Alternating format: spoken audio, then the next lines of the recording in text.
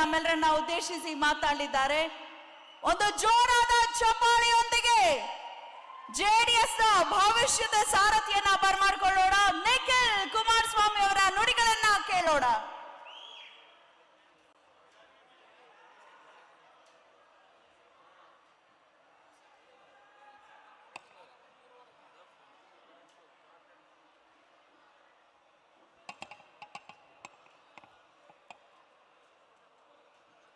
ಇಂದಿನ ಈ ಐತಿಹಾಸಿಕವಾದಂಥ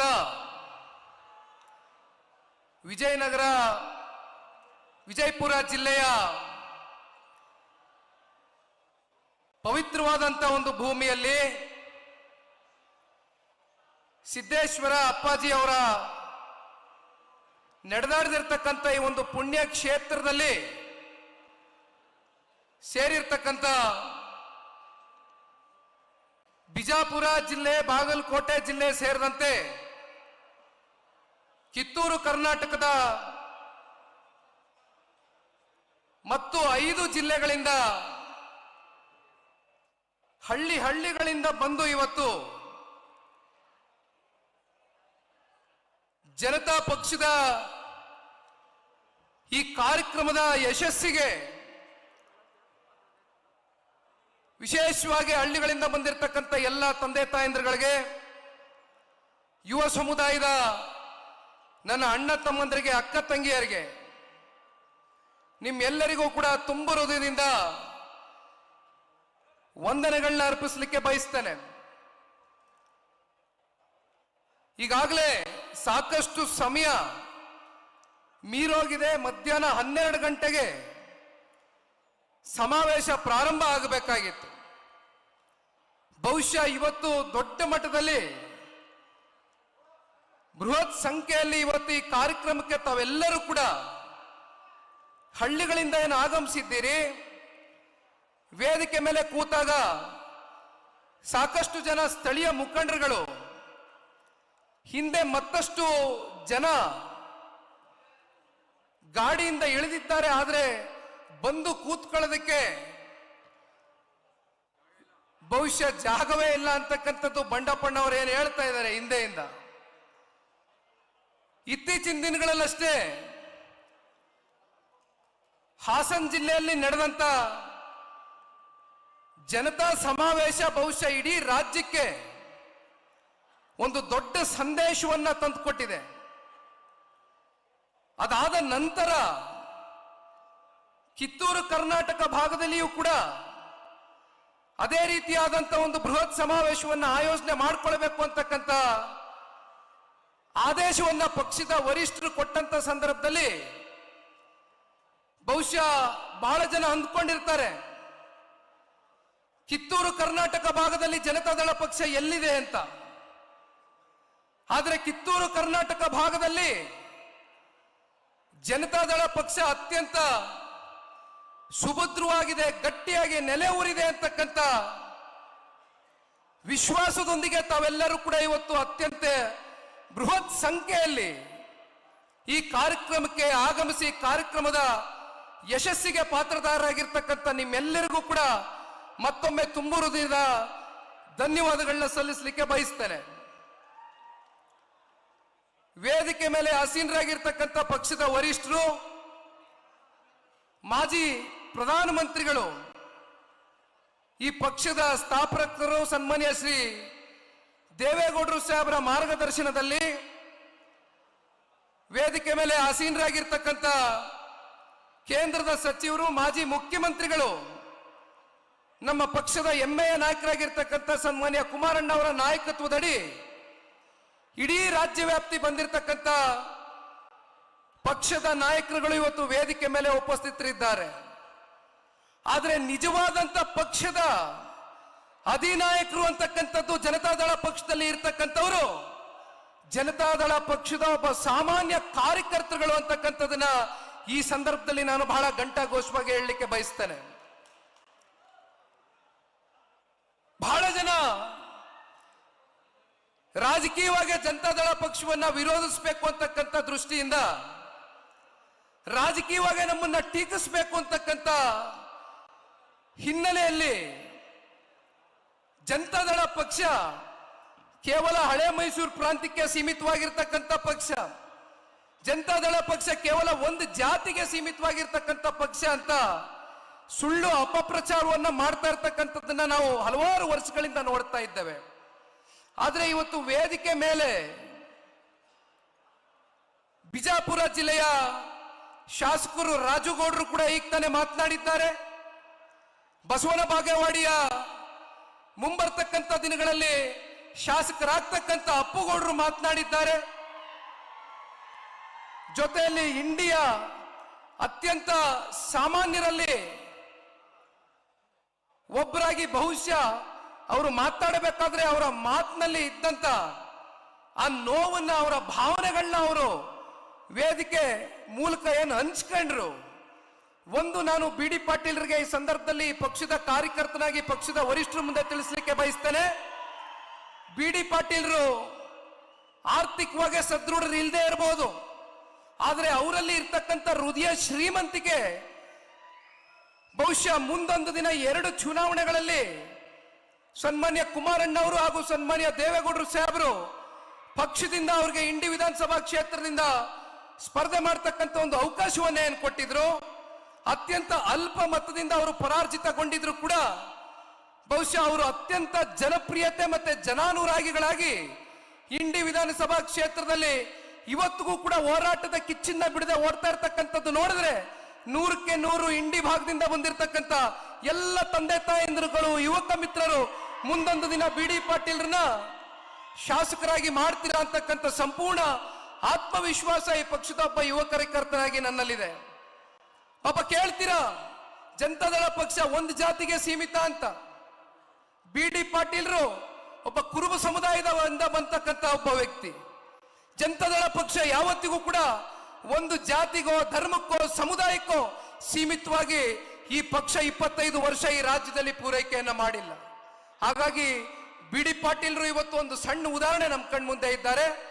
ನಾಗ್ಠಣ ವಿಧಾನಸಭಾ ಕ್ಷೇತ್ರದ ನಿಕಟಪೂರ್ವ ಶಾಸಕರು ದೇವಾನಂದ್ ಚೌಹಾಣ್ಜಿರವರು ಮತ್ತೆ ಅವರ ಧರ್ಮಪತ್ನಿ ಸುನೀತಮ್ಮ ಅವರು ಕೂಡ ಇಲ್ಲೇ ಎಲ್ಲೋ ಬಹುಶಃ ಇಲ್ಲೇ ಕೂತಿದ್ದಾರೆ ವೇದಿಕೆ ಮೇಲೆ. ಬಹುಶಃ ಇವತ್ತಿನ ಈ ಒಂದು ಸಮಾವೇಶ ಪ್ರಾರಂಭ ಆದಾಗ ಒಂದು ಕಿರುಚಿತ್ರವನ್ನ ನಾವು ನೋಡ್ತಾ ಇದ್ವು. ಅದರಲ್ಲಿ ಸನ್ಮಾನ್ಯ ದೇವೇಗೌಡರು ಸಾಹೇಬರು ಯಾವ ರೀತಿ ಅವರ ಹೋರಾಟದ ಬದುಕನ್ನ ಸಂಪೂರ್ಣವಾಗಿ ಜನರಿಗೋಸ್ಕರ ಮುಡಿಪಿಟ್ರು ಅಂತಕ್ಕಂಥದನ್ನ 1982, 83, 85, 89 ಇವೆಲ್ಲವೂ ಕೂಡ ಕಿರುಚಿತ್ರಗಳಲ್ಲಿ ಪ್ರದರ್ಶನ ಆಗ್ತಾ ಇದ್ದದನ್ನ ನಾವು ನೋಡ್ತಾ ಇದ್ವಿ. ಬಿಜಾಪುರ ಜಿಲ್ಲೆ ಮತ್ತೆ ಬಾಗಲಕೋಟೆ ಜಿಲ್ಲೆಯಲ್ಲಿ ಆಧುನಿಕ ಭಗೀರಥ ಅಂತಕ್ಕಂಥದ್ದು ಅನ್ನಿಸ್ಕೊಂಡಿದ್ರೆ ಯಾರಾದ್ರೂ ಅದು ಪುಣ್ಯಾತ್ಮ ಸನ್ಮಾನ್ಯ ದೇವೇಗೌಡರು ಸಾಹೇಬರು ಇವತ್ತೇನಿಲ್ಲಿ ಕೂತಿದ್ದಾರೆ ಈ ವೇದಿಕೆಯಲ್ಲಿ. ನಾನಿವತ್ತು ಒಂದು ಮಾತನ್ನ ತಿಳಿಸ್ಲಿಕ್ಕೆ ಬಯಸ್ತೇನೆ, ಒಂದು 2-3 ಅಂಶಗಳನ್ನ ಪ್ರಸ್ತಾವನೆಯನ್ನ ಮಾಡ್ಲಿಕ್ಕೆ ಬಯಸ್ತೇನೆ. 1983ರಲ್ಲಿ ಮೊದಲನೇ ಬಾರಿ ಸನ್ಮಾನ್ಯ ದೇವೇಗೌಡರು ಸಾಹೇಬರು ನೀರಾವರಿ ಸಚಿವರಾಗಿ ಕೆಲಸವನ್ನ ಏನೋ ಕೈಗೆ ಎತ್ಕೊಂಡ್ರು. ಬಹುಶಃ ಅವತ್ತಿನ ಸಂದರ್ಭದಲ್ಲಿ ಗುತ್ತಿಗೆದಾರರು ಮತ್ತೆ ಅಧಿಕಾರಿಗಳ ಮಧ್ಯೆ ಸಾಕಷ್ಟು ವಿವಾದಗಳಿತ್ತು. ಆ ವಿವಾದಗಳು ಬಹಳ ಕಾಲದಿಂದ ನಿರಂತರವಾಗಿ ನಡ್ಕೊಂಡ್ ಬರ್ತಾ ಇತ್ತು. ಆದ್ರೆ ಆ ವಿವಾದಕ್ಕೆ ಅಂತಿಮ ತೆರೆಯನ್ನ ಎಳೆದು ಒಂದು ಸೆಟಲ್ಮೆಂಟ್ ಫಾರ್ಮುಲಾ ಅಂತಕ್ಕಂಥದನ್ನ ಜಾರಿ ಮಾಡ್ತಾರೆ. ಬಹುಶಃ ಅದು ಮಾಡುವ ಮೂಲಕ ಮತ್ತೆ ಏನೇನು ನೆನೆಗುದ್ದಿಗೆ ಬಿದ್ದಂತ ನೀರಾವರಿ ಯೋಜನೆಗಳಿಗೆ ಮರುಜೀವವನ್ನು ತಂದ್ಕೊಟ್ಟಂತವ್ರು ಇದೇ ಸನ್ಮಾನ್ಯ ದೇವೇಗೌಡರು ಸಾಹೇಬರು. ಮತ್ತೆ ಬಿಜಾಪುರಕ್ಕೆ ಬರ್ತಾ ಇದ್ದಂಗೆ ನಾವೆಲ್ಲರೂ ಕೂಡ ಆಲ್ಮಟ್ಟಿ ಬಗ್ಗೆ ಚರ್ಚೆ ಮಾಡ್ತೇವೆ. ಕಾರ್ಯಕರ್ತರು ಯಾವಾಗ್ಲೂ ಹೇಳ್ತಾ ಇರ್ತೀರಿ, ಆಲ್ಮಟ್ಟಿ ಗೋಡೆಯನ್ನ ಎತ್ತರ ಮಾಡಿದ್ರು ಅಂತ. ಗೋಡೆಯನ್ನ ಎತ್ತರ ಮಾಡ್ತಕ್ಕಂಥದ್ದು ಬಹುಶಃ ಹಂತವಾಗಿ ನಡೀತಾ ಇರ್ತಕ್ಕಂಥ ಆ ಹಿಂದಿನ ಸಂಪ್ರದಾಯ ಏನಿತ್ತು ಅದಕ್ಕೂ ಮೀರಿ ದೇವೇಗೌಡರು ಸಾಹೇಬರು ಒಂದು ಆಲೋಚನೆಯನ್ನ ಮಾಡಿದ್ರು. 15 ಫೀಟ್ ಕ್ರಸ್ಟ್ ಗೇಟ್ ಅನ್ನ ಸ್ಥಾಪನೆ ಮಾಡುವ ಮೂಲಕ ಬಹುಶಃ ಅವ್ರು ಯಾವ ರೀತಿ ಆಲಮಟ್ಟಿ ಆ ಒಂದು ಅಣೆಕಟ್ಟಿಗೆ ಜೀವವನ್ನ ಕೊಟ್ಟರು.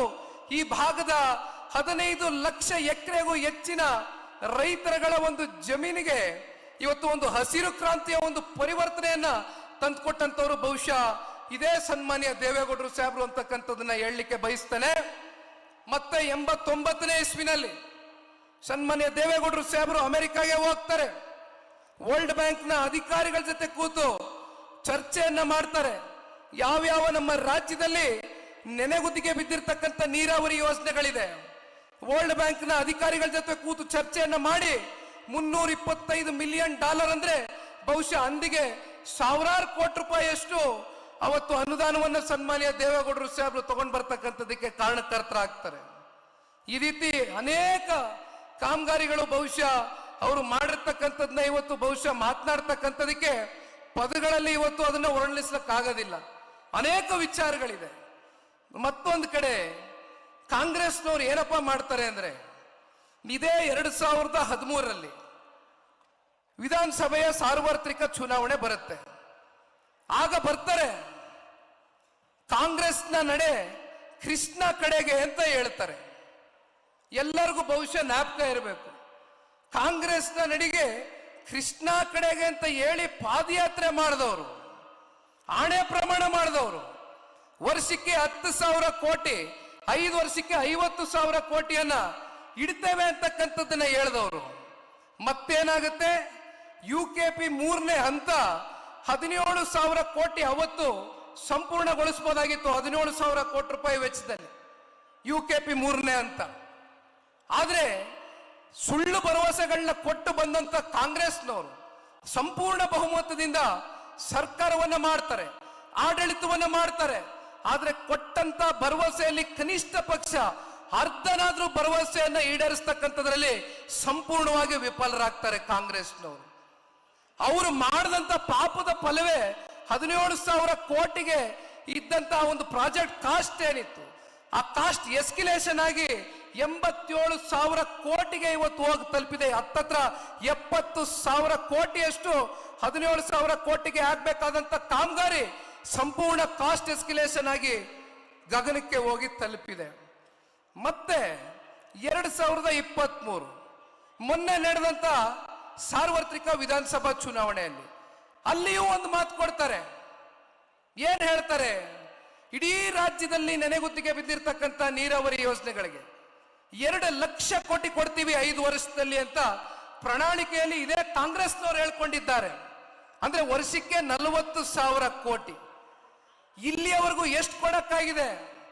ಜಲಸಂಪನ್ಮೂಲ ಇಲಾಖೆಯಿಂದ ನೀಡಬೇಕಾಗಿರ್ತಕ್ಕಂಥ ಹಣ ಏನು ನೀರಾವರಿಯ ಯೋಜನೆಗಳಿಗೆ, ಆ ಹಣವನ್ನು ಕೂಡ ಇವತ್ತು ಗ್ಯಾರಂಟಿ ಯೋಜನೆಗಳಿಗೆ ಬಳಕೆ ಮಾಡ್ಕೊಂಡು ಇವತ್ತು ಸಂಪೂರ್ಣವಾಗಿ ನಮ್ಮ ರಾಜ್ಯದಲ್ಲಿ ಎಲ್ಲ ನೀರಾವರಿ ಯೋಜನೆಗಳಿಗೂ ಕೂಡ ಇವತ್ತು ಒಂದು ಸ್ಥಗಿತವನ್ನು ಹಾಕಿರ್ತಕ್ಕಂಥದ್ದು ಇದೇ ಕಾಂಗ್ರೆಸ್ನ ಪಕ್ಷ. ಇವತ್ತು ಸನ್ಮಾನ್ಯ ಕುಮಾರಣ್ಣ ಅವರು ಈ ವೇದಿಕೆ ಮೇಲೆ ಕುಳಿತಿದ್ದಾರೆ. ಕುಮಾರಣ್ಣ ಅವರು ಈ ರಾಜ್ಯದ ಮುಖ್ಯಮಂತ್ರಿಗಳಾದಾಗ ಒಂದು ಸುವರ್ಣ ಯುಗ ಕರ್ನಾಟಕ ರಾಜ್ಯ ನೋಡಿದಂತ ದಿನಗಳು. ಬಹುಶಃ ಇವತ್ತು ನಾವು ನೀವು ಅನೇಕ ಬಾರಿ ಚರ್ಚೆ ಮಾಡ್ತಾ ಇರ್ತೇವೆ. 2 ಬಾರಿ ರೈತರ ಸಾಲ ಮನ್ನಾ ಮಾಡಿದ್ದಾರೆ, ಜೊತೆಯಲ್ಲಿ ಗ್ರಾಮ ವಾಸ್ತವ್ಯ ಅಂತಕ್ಕಂಥ ಯೋಜನೆಗಳು, ಭಾಗ್ಯಲಕ್ಷ್ಮಿ ಯೋಜನೆ ಇರ್ಬೋದು, ಸೈಕಲ್ ವಿತರಣೆ ಕಾರ್ಯಕ್ರಮಗಳಿರ್ಬೋದು, ಸಾರಾಯಿ ಲಾಟ್ರಿಯನ್ನ ನಿಷೇಧ ಮಾಡದಂಥದ್ದು ಇರ್ಬೋದು. ಈ ರೀತಿ ಹಲವಾರು ಕಾರ್ಯಕ್ರಮಗಳನ್ನ ಅತ್ಯಂತ ಅಲ್ಪ ಅವಧಿಯಲ್ಲಿ ಕೊಟ್ಟಂಥದ್ದು ಸನ್ಮಾನ್ಯ ಕುಮಾರಣ್ಣ ಅವರು. ಪಾಪ ಬಹಳ ಜನ ನಮ್ಮನ್ನ ಹೀಯಾಳಿಸ್ತಾ ಇರ್ತಾರೆ, ಜನತಾದಳ ಪಕ್ಷ ಸಂಪೂರ್ಣ ಬಹುಮತದಿಂದ ಈ ರಾಜ್ಯದಲ್ಲಿ ಸರ್ಕಾರವನ್ನು ಸ್ಥಾಪನೆ ಮಾಡಕ್ ಆಗೋದಿಲ್ಲ ಅಂತ ವಿರೋಧಿಗಳಿಗೆ ಇವತ್ತು ಈ ವೇದಿಕೆ ಮೂಲಕ ನಾನು ಒಂದು ಮಾತನ್ನ ತಿಳಿಸ್ಲಿಕ್ಕೆ ಬಯಸ್ತೇನೆ. ಯುದ್ಧದಲ್ಲಿ ಸೈನಿಕರು ಎಷ್ಟು ದೊಡ್ಡ ಗಾತ್ರದಲ್ಲಿ ಇದ್ದಾರೆ ಅಂತಕ್ಕಂಥದ್ದು ಮುಖ್ಯ ಅಲ್ಲ, ಸೈನ್ಯಾಧಿಪತಿಗೆ ಇರ್ತಕ್ಕಂಥ ಧೈರ್ಯ ಎಂತದ್ದು ಅಂತಕ್ಕಂಥದ್ದು ಮುಖ್ಯ. ನಮ್ಮ ಸೈನ್ಯಾಧಿಪತಿಗೆ ಇರ್ತಕ್ಕಂಥ ಧೈರ್ಯ ಮತ್ತೆ ಆ ದಾರಿ ಬಹುಶಃ ಮುಂದೊಂದು ದಿನ ಜನತಾದಳ ಪಕ್ಷವನ್ನ ಜನತಾ ಸರ್ಕಾರ ಮತ್ತೆ NDA ಮಿತ್ರಕೂಟದ ಸರ್ಕಾರವನ್ನ ಮುಂದೊಂದು ದಿನ ನಾವೆಲ್ಲರೂ ಕೂಡ ಕಾಣ್ತೇವೆ. ಕುಮಾರಣ್ಣ ಅವರು ನಾಯಕರಷ್ಟೇ ಅಲ್ಲ, is just not a leader, is the total majority ಅಂತಕ್ಕಂಥದ್ದು ಮುಂಬರ್ತಕ್ಕಂಥ ದಿನಗಳಲ್ಲಿ ಬಹುಶಃ ಸಾಬೀತು ಮಾಡ್ತಕ್ಕಂಥ ದಿನ ಬಹಳ ದೂರ ಇಲ್ಲ ಅಂತಕ್ಕಂಥದನ್ನ ಈ ಸಂದರ್ಭದಲ್ಲಿ ನಾನು ಬಹಳ ಗಟ್ಟಿಯಾಗಿ ಕಾರ್ಯಕರ್ತನಾಗಿ ನಂಬಿದ್ದೇನೆ. ಬಹಳ ಜನ ಮಾಧ್ಯಮದ ಸ್ನೇಹಿತರು ಬೆಳಗ್ಗೆಯೂ ಕೂಡ ನನಗೆ ಪ್ರಶ್ನೆ ಮಾಡ್ತಾ ಇದ್ರು, ಸರ್ 3 ವರ್ಷ ಆಯ್ತು, ಯಾವಾಗ ಬೀದಿಗಿಳಿತೀರಿ, ಯಾವಾಗ ಹೋರಾಟ ಮಾಡ್ತೀರಿ, ಯಾವಾಗ ಕೈಗೆ ಎತ್ಕತ್ತೀರಿ? ಎಲ್ಲರೂ ಕೂಡ ಬೇಸೆತ್ತಿದ್ದಾರೆ, ನಿಮ್ಮ ಪಕ್ಷ ಯಾವಾಗ ಬೀದಿಗಿಳಿತೀರಿ ಅಂತ. ನಾವು ಒಂದು ಸ್ವಲ್ಪ ಸಮಯ ಕೊಡೋಣ ಅಂತ ಕಾಯ್ತಾ ಇದ್ವಿ. ಪಕ್ಷ ಸಂಘಟನೆ ದೃಷ್ಟಿಯಿಂದ ರಾಜ್ಯ ಪ್ರವಾಸ ಹೆಚ್ಚು ಕಮ್ಮಿ ಮುಕ್ತಾಯ ಆಗ್ತಾ ಬಂದಿದೆ. ಮುಂದಿನ ತಿಂಗಳಿಂದ ಸನ್ಮಾನ್ಯ ದೇವೇಗೌಡರು ಸಾಹೇಬರ ಮಾರ್ಗದರ್ಶನವಿದೆ.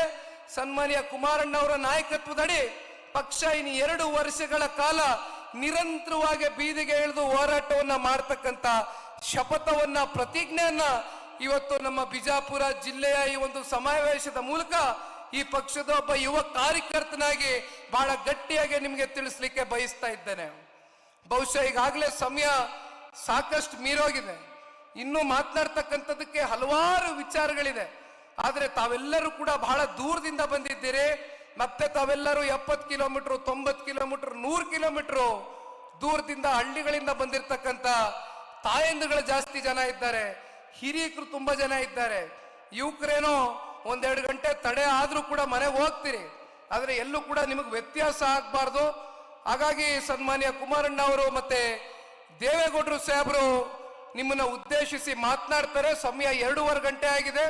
ಇನ್ನೊಂದು ಅರ್ಧ ಮುಕ್ಕಾಲು ಗಂಟೆ ದಯಮಾಡಿ ಯಾವ ರೀತಿ ತಾವೆಲ್ಲರೂ ಶಾಂತಿಯುತವಾಗಿ ಪ್ರೀತಿ, ಗೌರವ, ಅಭಿಮಾನದಿಂದ ಕೂತಿದ್ದೀರಿ, ಇದೇ ರೀತಿ ಎಲ್ಲರೂ ಕೂಡ ಕೂತು ಸನ್ಮಾನ್ಯ ಕುಮಾರಣ್ಣವರು ಮತ್ತೆ ಮಾನ್ಯ ದೇವೇಗೌಡರು ಸಾಹೇಬರು ಮಾತನಾಡ್ತಕ್ಕಂಥ ವಿಚಾರಗಳನ್ನ ಸೂಕ್ಷ್ಮವಾಗಿ ಗಮನಿಸಬೇಕು ಅಂತಕ್ಕಂಥದ್ದು ಈ ಸಂದರ್ಭದಲ್ಲಿ ಪಕ್ಷದ ಕಾರ್ಯಕರ್ತರಾಗಿ ನಿಮ್ಮೆಲ್ಲರಿಗೂ ಕೂಡ ವಂದಿಸಿ ನನ್ನ 2 ಮಾತನ್ನು ಮುಗಿಸ್ತೇನೆ. ಜೈ ಹಿಂದ್, ಜೈ ಕರ್ನಾಟಕ ಮಾತೆ, ಜೈ JDS. ಧನ್ಯವಾದ.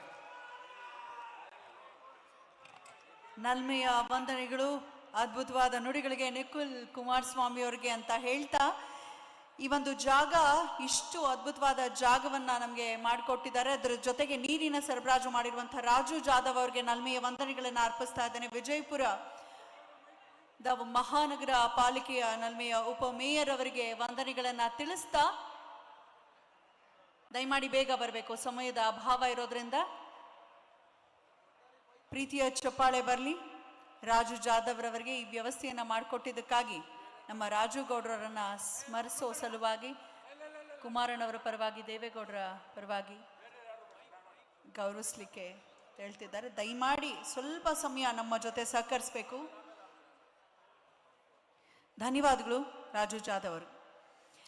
JDS ಬಂಧುಗಳೇ, ಮೊನ್ನೆ ದೆಹಲಿಯ ಸಂಸತ್ನಲ್ಲಿ ಒಂದು ಅಚ್ಚರಿಯ ದೃಶ್ಯಕ್ಕೆ ನಾವು ಸಾಕ್ಷಿಯಾಗಿದ್ವಿ, ಸಾಮಾಜಿಕ ಜಾಲತಾಣದಲ್ಲಿ ನೋಡಿದ್ವಿ.